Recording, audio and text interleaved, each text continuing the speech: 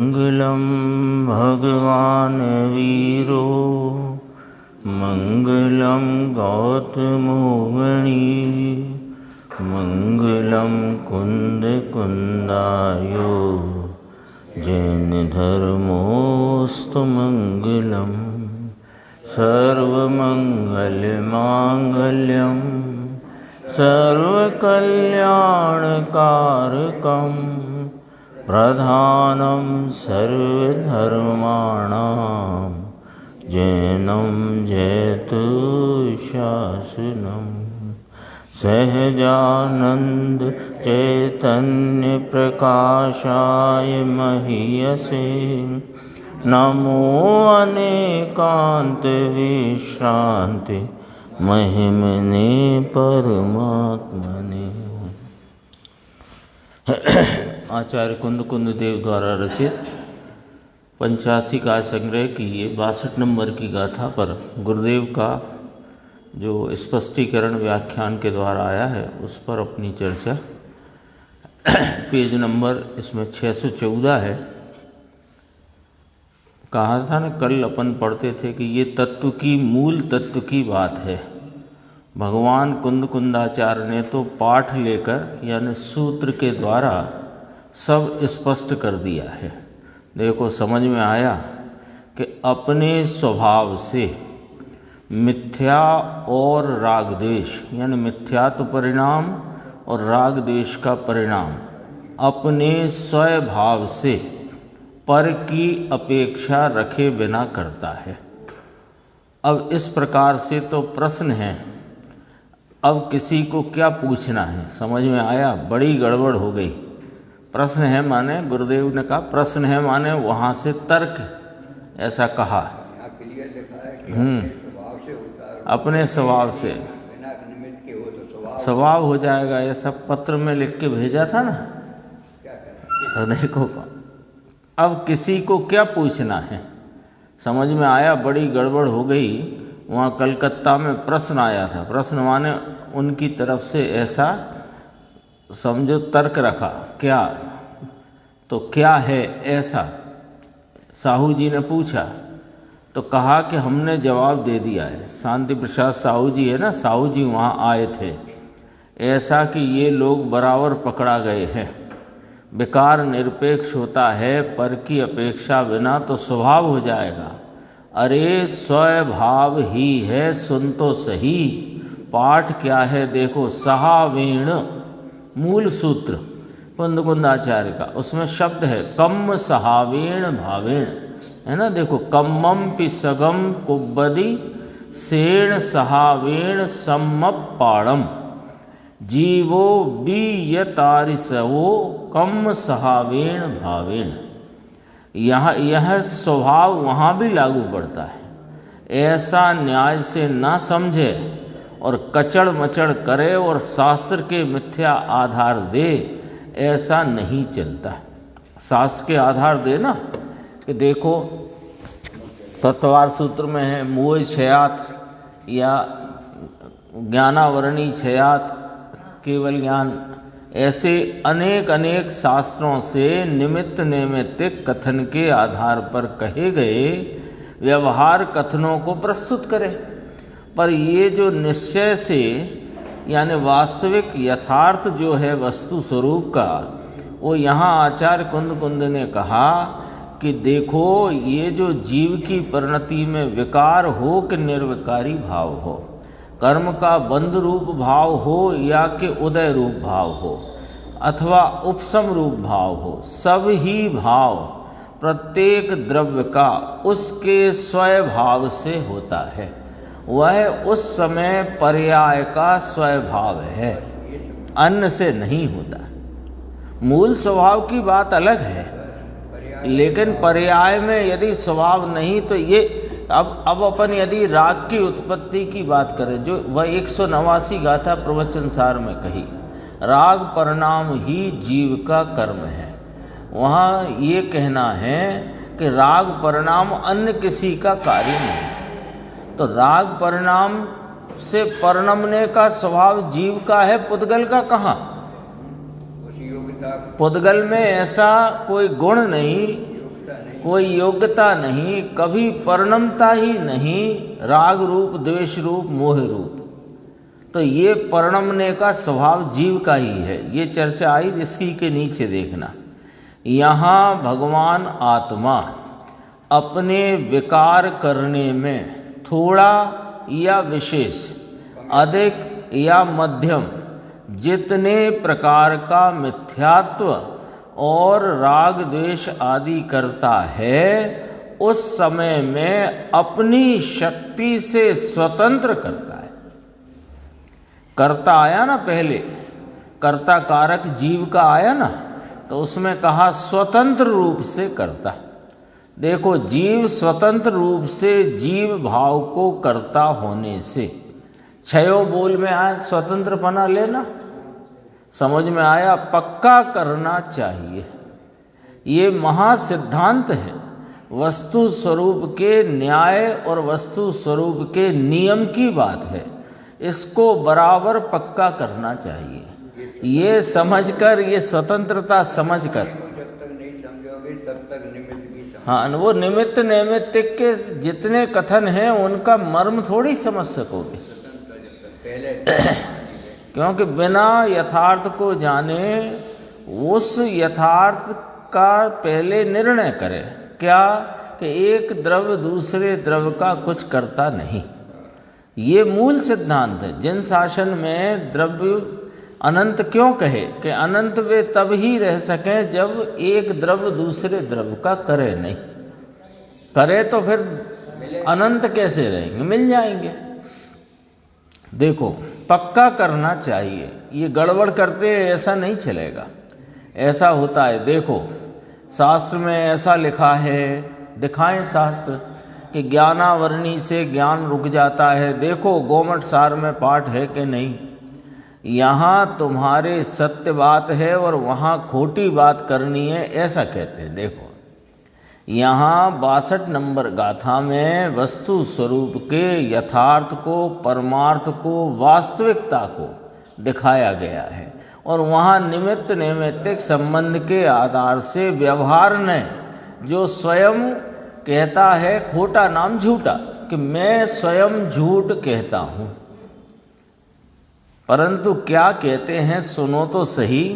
वह जो गोमट सार तुम निकाल कर लाते हो, अथवा तत्वार सूत्र लाते हो, अथवा कोई अन्य ग्रंथ लेके आ जाते हो और कहते हो देखो ये लिखा है कि नहीं, तो सुनो तो सही। वह तो झूठे नय से, असद्भूत नय से अपनी पर्यायहीन हुई, यानी करने में निमित्त चीज कौन थी उसका ज्ञान कराते। क्योंकि स्वभाव ऐसा है तो प्रकट होने चाहिए। अब नहीं हुआ तो क्या निमित्त है? ज्ञान का स्वभाव तो सर्वज्ञत्व स्वरूप है, पर अभी संसार अवस्था में ज्ञान की वर्तमान हीन अवस्था है, तो वो हीन अवस्था अपने स्वभाव से अपने किए है, उसका कर्ता जीव है। हीन हो, अधिक हो, विशेष हो, कम हो, जो भी हो, उसका मिथ्यात्व का परिणाम हो, सम्यक्त का परिणाम हो, राग द्वेष का हो, वीतराग परिणाम हो, अल्प वीतरागता हो, पूर्ण वीतरागता हो, जो परिणाम है वह जीव स्वयं करता है। जब पूर्ण वीतराग हुआ तो निमित्त में किसका अभाव है ये बताया, और मिथ्यात्व जब है तब निमित्त में क्या वर्तता है ये बताया। और एक दिन अपन ने चर्चा की थी कि निमित्त का ज्ञान निमित्त के ज्ञान कराने के लिए नहीं है, निमित्त के ज्ञान द्वारा नैमित्तिक का ज्ञान कराया जाता है ना। तो झूठे नय से, असद्भूत से अपनी पर्यायहीन करने में निमित्त चीज कौन थी उसका ज्ञान कराते हैं। सो यह तो उसका आश्रय छोड़कर स्वभाव में आ जाए ऐसा बताने की बात है।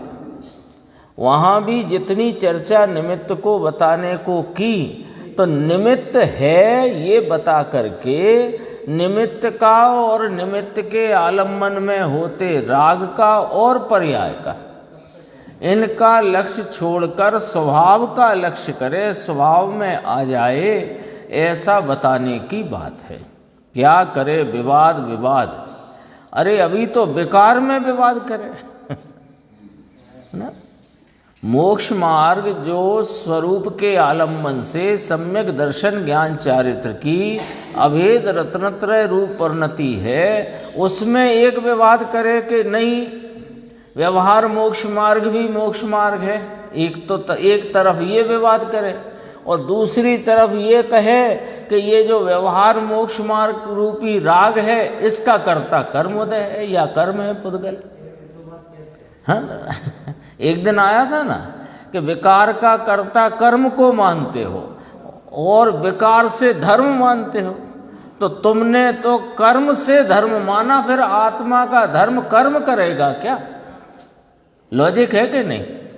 एक तरफ तुमने कर्म से जीव की परिणति में होते विकार का कर्ता कर्म को माना, और विकार का अभाव भी फिर कर्म से ही हुआ, और विकार का अभाव कर्म से हुआ, और इधर फिर तुम विकार से धर्म मानो,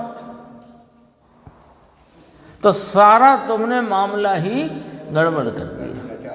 तो कर्म के अधीन हो गया, तो कर्म के अधीन रहा तो फिर वह कब मुक्त होगा? तुम्हें उपदेश देने की जरूरत भी कहाँ है? फिर तो कर्म से ही बात करते या कर्म की कोई सेटिंग करें तो फिर तुम्हारी परिणति में धर्म हो। अभी तो विकार में विवाद समझ में आया, फिर अब देखो फिर पक्का कराते हैं। विकार पर से नहीं होता है ना, ऐसा कहे। देखो अभी उनने लिखा था ना, वर्णी जी ने पत्र में, जो साहू शांति प्रसाद जी के हाथ से वहाँ भेजा था, जोगराज जी थे कि गजराज जी थे जिनके घर पे गुरुदेव गए थे। विकार पर से नहीं होता और ऐसा कहे कोई तो श्रुत केवली आए तो भी हम नहीं मानेंगे। हाँ। क्या हुआ, वो उनको तो भ्रांति कहाँ से हुई कि समय सार के वे अध्ययन करने वाले थे उस समय, और इस क्षेत्र में कोई समय सार का अध्ययन करता नहीं था। वहाँ जो स्वभाव को सुरक्षित रखकर रागादि परिणाम को पुद्गल का कहकर स्वभाव की मुख्यता करके बताया कि जो त्रैकालिक मूल स्वभाव है वो तो विकार से रहित है, उसमें कोई शक्ति गुण नहीं जो विकार को करे। तो वो बात को तो तब समझो ना, पहले ये तो नक्की करो कि विकार जीव की परिणति में होता विकार, उसका कर्ता स्वतंत्र रूप से जीव है, लेकिन जीव का मूल स्वभाव विकार को करना नहीं है। क्यों? ये बात सिद्ध ने सिद्ध की है। यदि जीव का मूल स्वभाव विकार करने का हो तो फिर सिद्धों के विकार होना चाहिए था, क्योंकि उन्होंने तो पूर्ण आत्मलाभ को, पूर्ण स्वभाव को प्रकट किया है। यदि वो गुण होता तो सिद्धों में भी उसका कार्य आता, पर वो गुण नहीं है, एक समय की पर्याय की हो। लेकिन पर्याय में कोई दूसरा कराए, ऐसा अन्याय, वो तो पंडित जी ने लिखा, ऐसी अनीति संभव है नहीं। 621 पेज है, करीब 5 पेज आगे बढ़ के है। देखो 5-6 पेज होंगे, गुजराती में 5 ही होंगे लगभग। देखो यहाँ गुरुदेव कहते महासिद्धांत जीव की, अब तो सारी चर्चा आ चुकी ना अपनी, अब सब समझो ये जो चर्चा आई है ये उपसंहार रूप है। पूरी चर्चा का सारभूत बात अब अपने सामने आती है। जीव की औदैक आदि भाव रूप से पर्याय से परिणमने की क्रिया में, पर्याय में परिणमने की क्रिया में, सम्यक दर्शन होने की क्रिया में, मिथ्यात्व होने की क्रिया में, चारित्र होने की क्रिया में, सब ले लिया। काय में से लिया? औदैक आदि भाव रूप। औदैक आदि कहा ना, तो औदैक, औपसमिक, छायोपसमिक, छायक सब आ गए। तो सम्यक दर्शन का परिणाम भी आ गया इसी में, मिथ्यात्व का आ गया, राग देश का राग रूप परिणाम आ गया, वीतराग परिणाम आ गया, पूर्ण वीतराग आ गया, चारित्र आ गया, सब आ गया। तो देखो उसको समझाया कैसे कि पर्याय में परिणमने की क्रिया में, सम्यक दर्शन होने की क्रिया में, मिथ्यात्व होने की क्रिया में, चारित्र होने की क्रिया में वास्तव में जीव स्वयं ही छह कारक रूप से वर्तता है, स्वयं ही, स्वयमेव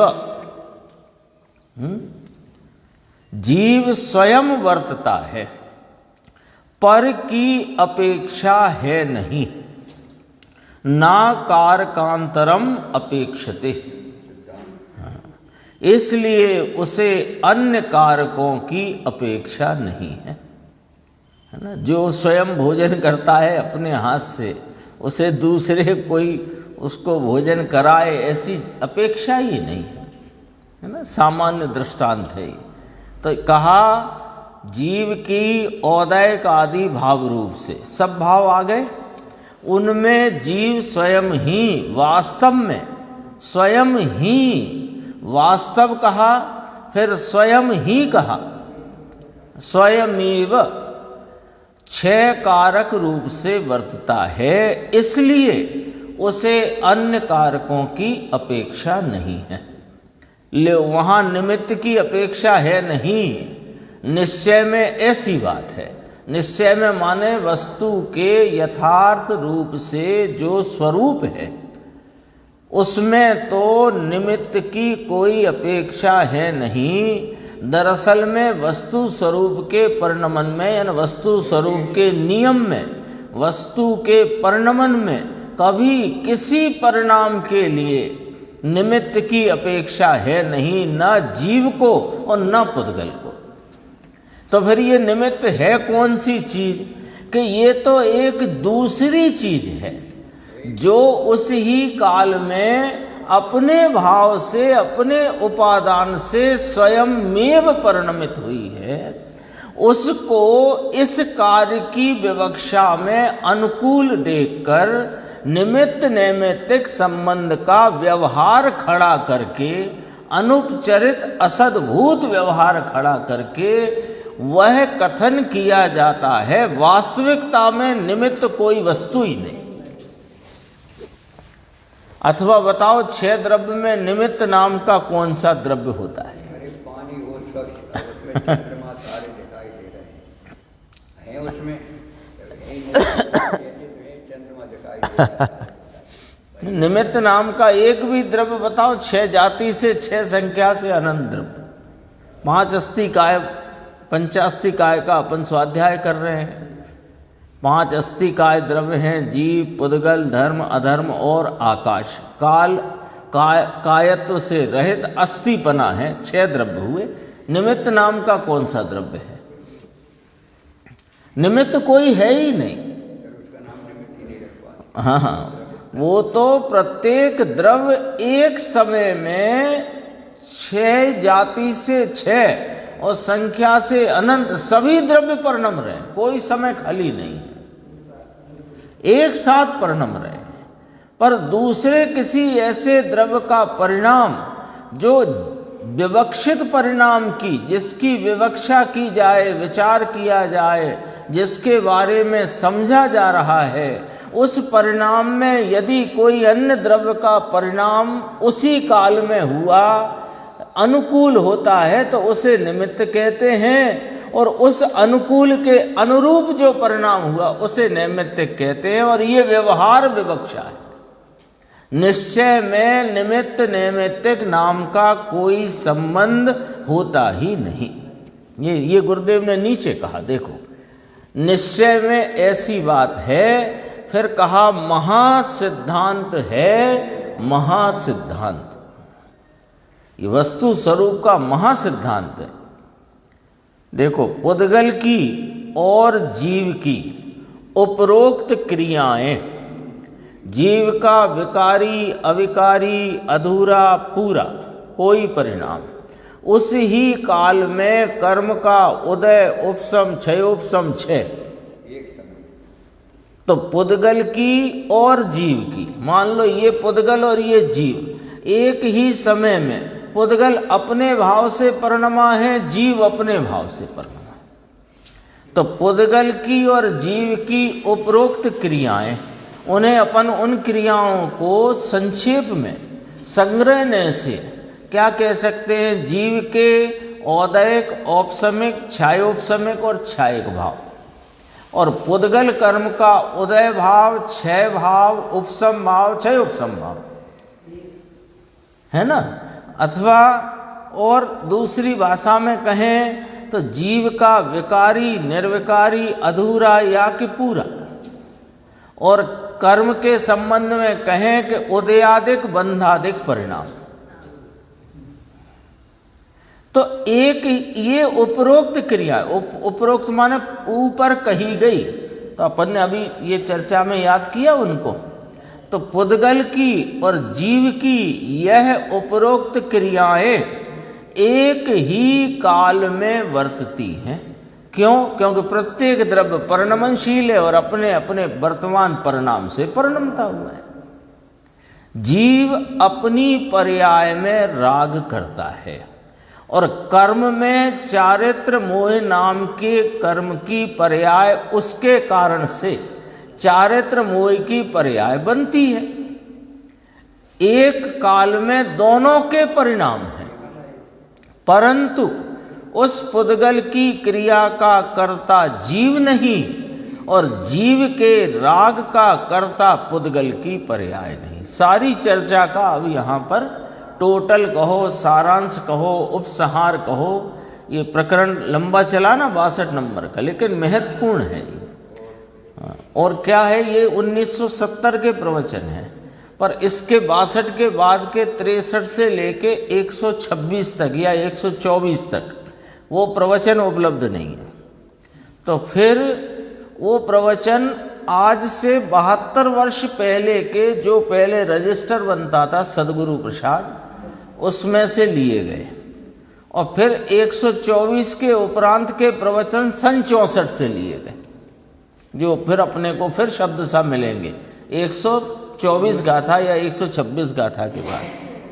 नहीं, ये 154 तो वो इसके साथ आ गया है, बाकी तो 124 से अपने को फिर मिलेंगे। तो फिर तो 63 से लेके 124 या 126, हाँ, इतनी गाथाएं अपने को वो संपादित प्रवचन हैं, और उसके बाद फिर शब्द सा प्रवचन मिलेंगे। देखो इसमें कहा, ये लाइन तो याद कर लो माने चित्त में फिट कर लो बिल्कुल। जैसे आपको ये बात, ये बायां हाथ है, ये दायां हाथ है, इसके लिए आपको कुछ अलग से अनुष्ठान नहीं करना पड़ता, कुछ दिमाग को वहाँ लगाना भी नहीं पड़ता। ये हाथ बायां है, ये दायां है, इसके लिए क्या करना पड़ता है? ऐसे ही अपने चित्त में यह बात उत्कीर्ण कर लो कि पुद्गल की क्रिया का कर्ता जीव नहीं और जीव के राग का कर्ता पुद्गल की पर्याय नहीं। तब तो 62 गाथा की स्वाध्याय अपन ने की, तब तो कहलाएगी। समझ में आ गया? कहाँ गया तुम्हारा दिलीप? नहीं आया? समझ में आया? एक ही काल में वर्तता है। जीव में विकार की पर्याय जिस समय में वर्तती है, उसी समय में चारित्र मोह कर्म की पर्याय जड़ में जड़ के कारण वर्तती है, तथापि एक दूसरे के कर्ता फरता है नहीं। ऐसे कथन पड़े हैं बाँचे परंतु विचार नहीं करते। ये देखो पंचास्तिकाय है ना, ये द्रव्यान योग का प्रमुख ग्रंथ है, प्रवचन सार, पंचास्तिकाय, फिर समय सार आदि, परमांत प्रकाश, ये तो अध्यात्म के विशेषता वाले हैं, वे भी द्रव्यान योग, पर अध्यात्म की विशेषता, ये तो वस्तु स्वरूप को बताने वाले ग्रंथ हैं। पंचास्तिकाय, प्रवचन सार पढ़े बाँचे लेकिन विचार नहीं करते। तो ये गुरुदेव का एक आता है मुहावरा, देखो, वाँचे पण नहीं करे विचार, ते समझे नहीं सगलो सार। ये गुरुदेव को जब वो पढ़ते थे 4वीं 5वीं क्लास में, तो उनके एक गुरु थे कदड़ा, कवि दलपत राम डाहा भाई, तो घर बुला लेते थे विशेष छात्रों को। तो वो बोलते थे, बाँचे पण नहीं करे विचार, ते समझे नहीं सगड़ो सार। कर विचार तो हाँ, आज आया था ना, उसका अर्थ गुरुदेव ने किया ना, कर विचार तो पाओ, यानी ज्ञान में अपने स्वरूप को जानकर उसमें स्थिर होना, इसका नाम विचार है ना। विचार ऐसे विकल्पात्मक विचार का नाम विचार नहीं कहा वहाँ पर। हाँ, तथापि पौद्गलिक क्रिया में वर्तते हुए पुद्गल के 6 कारक जीव कारकों से बिल्कुल भिन्न हैं और निरपेक्ष हैं। भिन्न और निरपेक्ष हैं, पर की अपेक्षा है नहीं। ल्यो तथा जीव भाव रूप क्रिया में वर्तते हुए जीव के 6 कारक पुद्गल कारकों से बिल्कुल भिन्न हैं और निरपेक्ष हैं। ये भावार्थ में ली गई है ये बात, टीका में भी आई है, भावार्थ में इस भाषा में आई। ये जैसे स्वामी की टीका में से भावार्थ को यहाँ प्रस्तुत किया गया। देखो दोबारा से, पौद्गलिक क्रिया, पौद्गलिक क्रिया में अपने को यहाँ कौन सी लेना है, हाथ पैरों वाली नहीं लेना है। पौद्गलिक में उदय बंधादिक क्रिया है, उदयादिक में उदय उपसम 6 उपसम और बंधादिक क्रिया है। तो वे पौद्गलिक क्रिया में वर्तते हुए पुद्गल के 6 कारक जीव कारकों से बिल्कुल भिन्न और निरपेक्ष हैं। प्रत्येक द्रव्य में 6 कारक हैं, चाहे धर्मास्ति अधर्मास्ति का हो, आकाश हो, काल हो, हर पर्याय में उसका वर्णन हो ही रहा है। प्रत्येक द्रव्य में। तो वे जीव कारकों से बिल्कुल भिन्न हैं और निरपेक्ष हैं।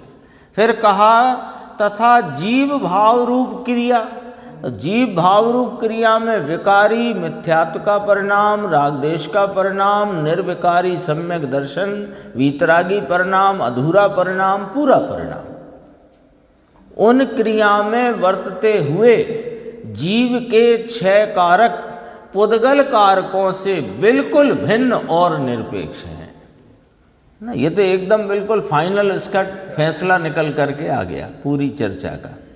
एक एक समय की पर्याय अवस्था आत्मा स्वतंत्र करता है। परमाणु की पर्याय परमाणु से स्वतंत्र है, यानी एक परमाणु की दूसरे परमाणु से भी स्वतंत्र है।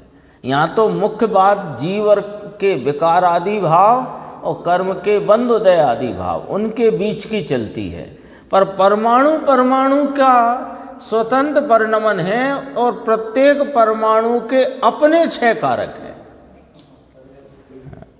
वो आती है ना चर्चा कि वो 4 रुक्ष गुण वाला परमाणु 6 गुण रुक्ष वाले परमाणु से मिलना बिछड़ना तो उसका स्वभाव है, तो उससे मिला तो वो 4 गुण वाला 6 गुण हो गया। तो 6 गुण वाले ने उसे 6 गुण नहीं किया, उसके स्पर्श गुण की उस समय की वर्तती पर्याय में 4 गुण रुक्षता से बढ़कर 6 गुण रुक्षता का परिणमन उस परमाणु के स्वतंत्र 6 कारकों से हुआ है। उसके 6 कारक वो 6 गुण वाले परमाणु के कारकों से भिन्न है। तो जीव पुद्गल के तो भिन्न होंगे ही। जब एक परमाणु दूसरे परमाणु में भी कुछ करने में असमर्थ है, तो फिर एक द्रव्य दूसरे द्रव्य में कुछ करे, जीव पुद्गल का करे, पुद्गल जीव का करे, ये बात तो स्थूल मिथ्यात्व कल कहा था गुरुदेव। परमाणु की पर्याय परमाणु से, यानी एक परमाणु की पर्याय अन्य परमाणु से नहीं अपितु स्वतंत्र है। किसी की कुछ धर्मास्ति आदि 6 द्रव्य तो हैं, 4 तो अरूपी हैं, उसमें कोई गड़बड़ करता नहीं, यानी धर्मास्ति अधर्मास्ति आकाश और काल, इनमें कोई विकार रूप विभाव रूप परिणमन होता ही नहीं। हाँ, पुद्गल में है विभाव रूप परिणमन और जीव में है। भी भले दूसरों को निमित्त हो परंतु इन दो में गड़बड़, पुद्गल में और जीव में। जीव में विकारी निर्विकारी, पुद्गल में मिलना बिछड़ना और कर्म रूप परिणमना और अकर्म रूप परिणमना और कर्म रूप परिणमने में बंद उदय आदि, ये सब मामला पुद्गल में है और जीव में है। चार द्रव्य तो बिल्कुल एकदम सदैव पवित्र भाव से परिणमित होते हुए रहे हैं। हमने विकार किया तो कर्म बंधन होना पड़ा ना, खोटी बात है। बोलो मंजूर के नहीं मंजूर। ये अब 62 गाथा की इतनी स्पष्ट चर्चा के उपरांत अब भी यदि अपने चित्त में कहीं भी कोई भी संशय रूप बात यदि रह जाती है तो फिर 62 नंबर की स्वाध्याय दोबारा करो। ये संशय अब रहना नहीं चाहिए ना, जब स्पष्ट हो गई है ना। कितनी स्पष्टता आ गई, देखो ऊपर से ही आई ना बात। पुद्गल की और जीव की उपरोक्त क्रियाएं एक ही काल में वर्तती हैं, तथापि पौद्गलिक क्रिया में वर्तते हुए पुद्गल के 6 कारक जीव कारकों से बिल्कुल भिन्न और निरपेक्ष हैं, तथा जीव भाव रूप क्रिया में वर्तते हुए जीव के 6 कारक पुद्गल कारकों से बिल्कुल भिन्न और निरपेक्ष हैं। अब कोई प्रश्न ही शेष नहीं रह जाता कि मेरे कषाय की तीव्रता से क्रोध मान माया लोभ रूप कोई तीव्र कषाय का, क्रोध का, माया का, लोभ का परिणाम हुआ तो उसके अनुसार कर्म बंधन होना पड़ा, तो उसने विकार ने कर्म बंधन कराया। ये बात खोटी है। तो जीव ने अब तक कितने कर्म बांधे? एक भी नहीं। आगे जो प्रश्न आने वाला है 63 नंबर गाथा, उसमें यही प्रश्न आने वाला है कि जब कर्म पुद्गल का परिणाम कर्म पुद्गल करता है, जीव का विकारी भाव का परिणाम जीव करता है, तो जब जीव कर्म पुद्गल का करता नहीं और कर्म पुद्गल जीव का करता नहीं, तो फिर जीव को उसका फल क्यों भोगना पड़ता है? ऐसा करके प्रश्न उपस्थित करा 63 में। फिर उसके बाद गाथाओं के क्रम द्वारा उनका उत्तर वहाँ पर आचार्य कुंद भगवान ने प्रस्तुत किया है। वो प्रकरण आएगा तो यहाँ से ही बात उठी। देखो, हमने विकार किया तो कर्म बंधन होना पड़ा ना, खोटी बात है। ये ऐसा कहते हैं, कर्म तो पुद्गल की पर्याय में बंधन होने की योग्यता से बंधना पड़ा है। हाँ, विकार किया तो बंधना पड़ा है, ऐसा है नहीं।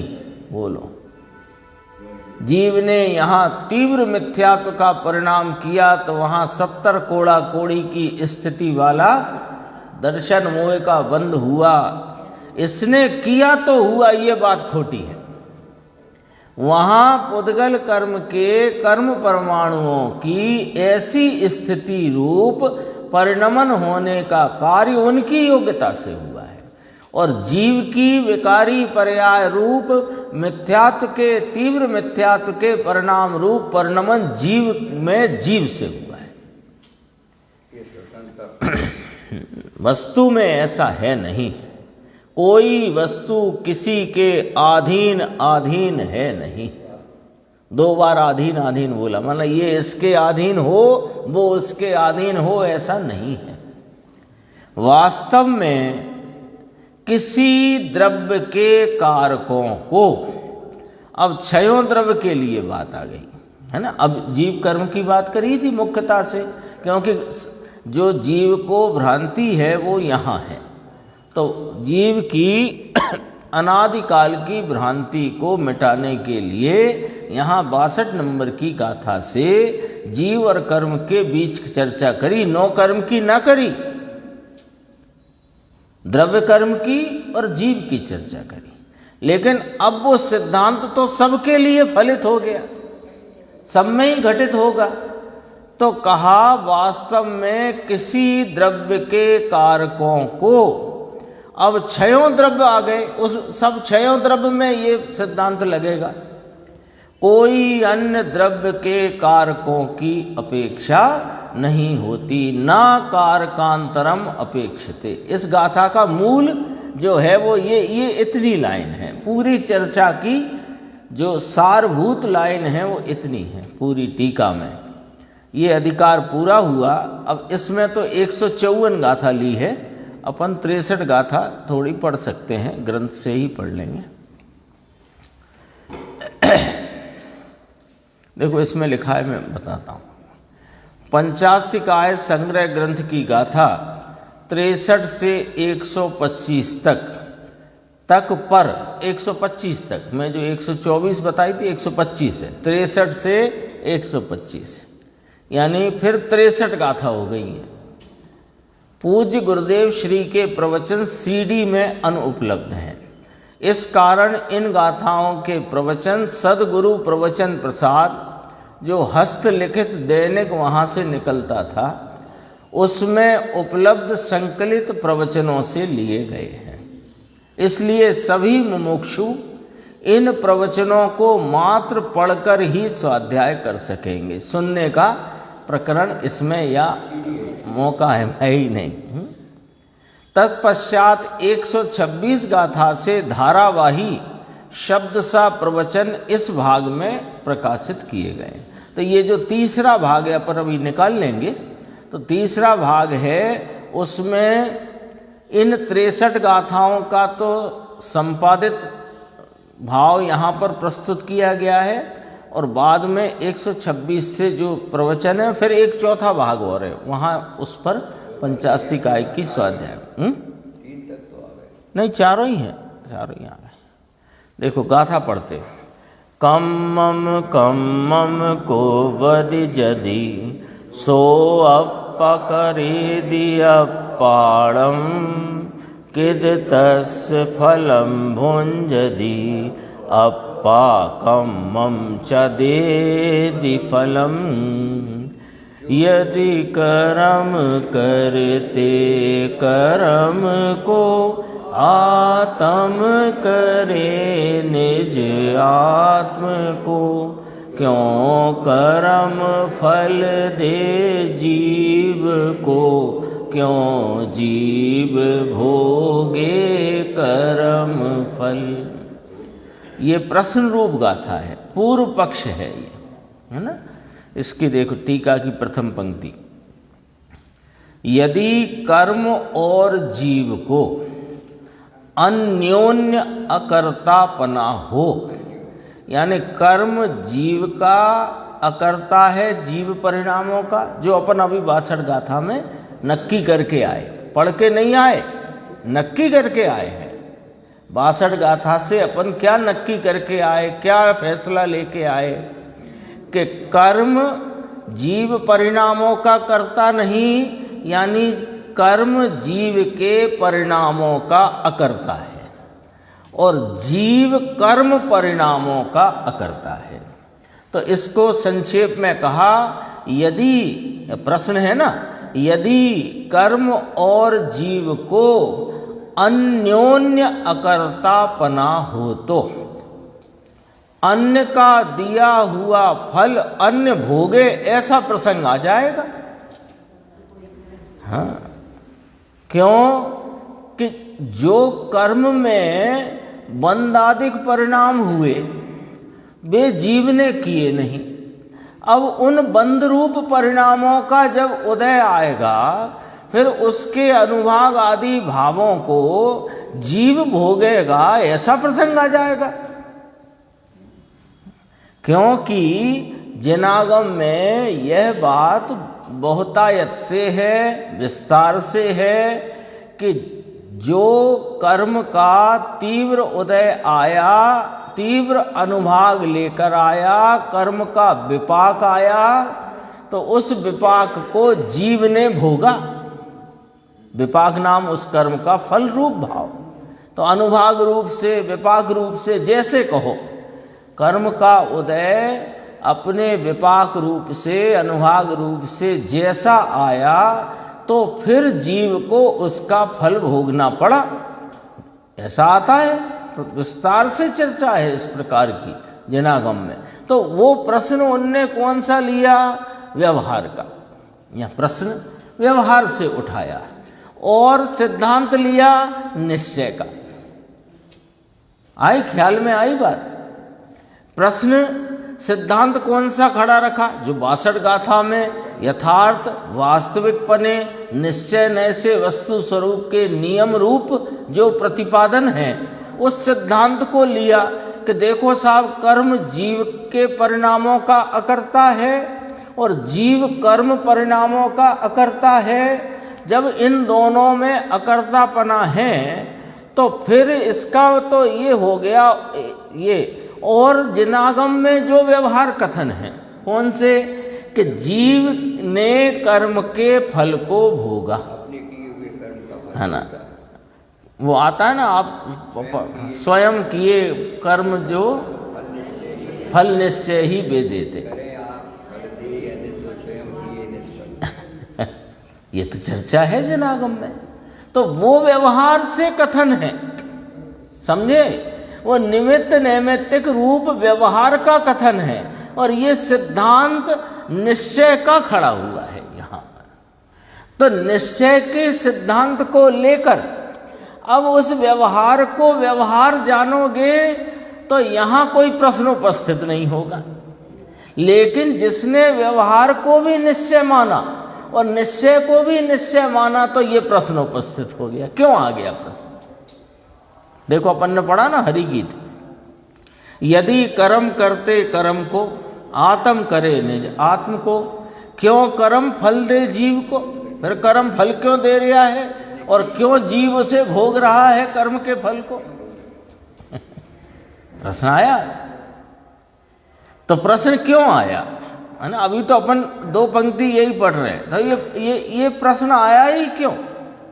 ये प्रश्न इसलिए आया कि निश्चय से जो वस्तु स्वरूप का सिद्धांत है वो लिया और व्यवहार को भी तुमने यथार्थ मान लिया।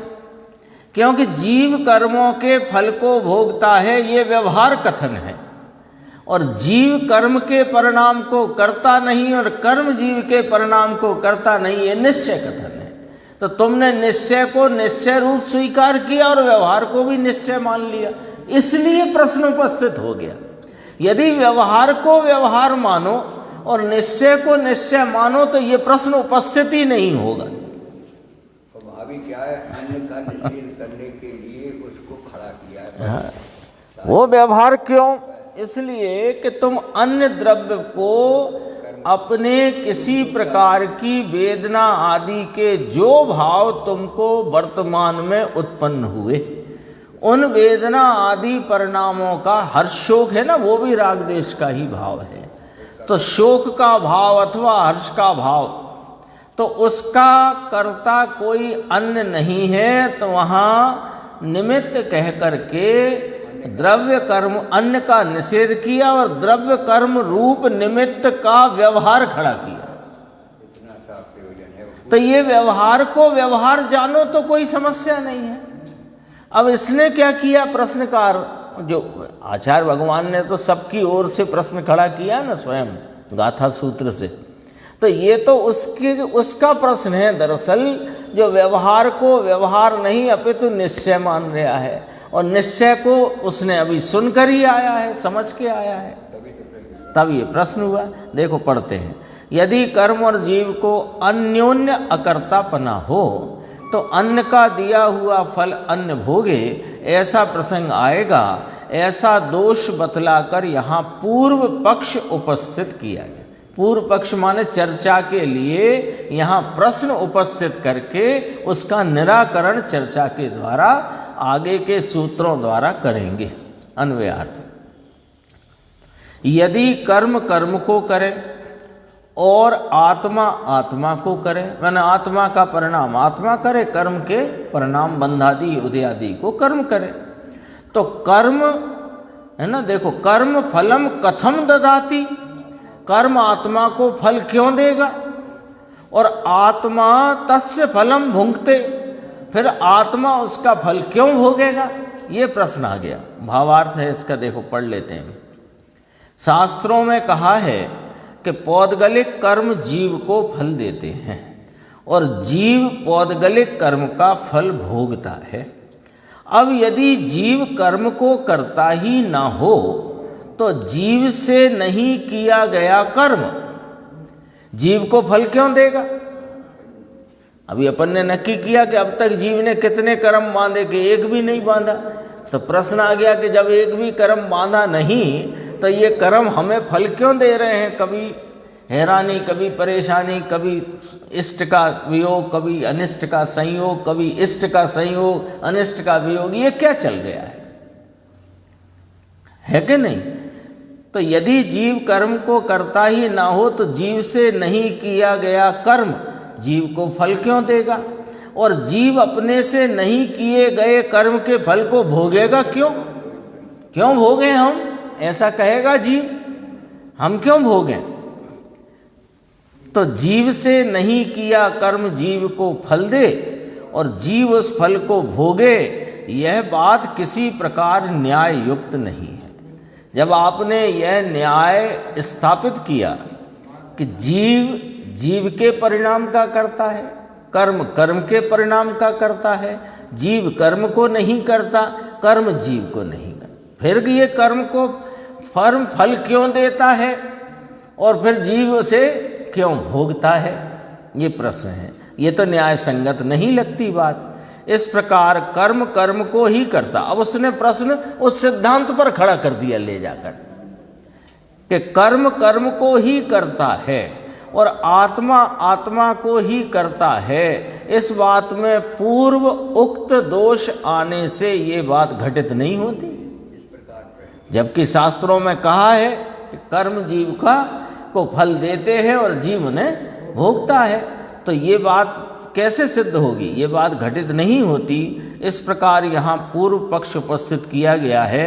अब इसके बाद जो सूत्र है उनमें इसका जवाब आएगा। अपन आगे की स्वाध्याय